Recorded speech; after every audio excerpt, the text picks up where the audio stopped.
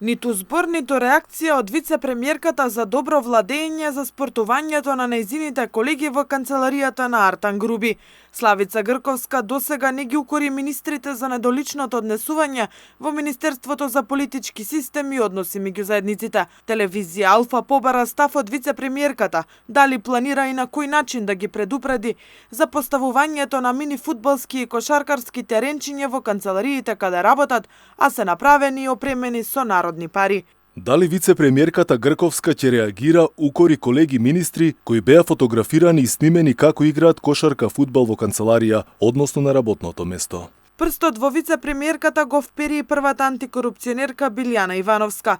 Таа вели за секој скандал и граѓаните медиумите бараат реакција од антикорупцијската комисија, но се правда, не секогаш тие можеле да отворат предмет. Нивното однесување навистина беше недолично, би рекла. И мислам дека тука треба вице-премиерката, која што е за добро управување, добро однесување, да си реагира. Ја мислам дека треба тоа таму да се реши во нивните кругови. Канцеларијата на првиот вице-премиер, освен терен за спортски активности, беше и бина за музичкиот настап на лидерот на интегративците.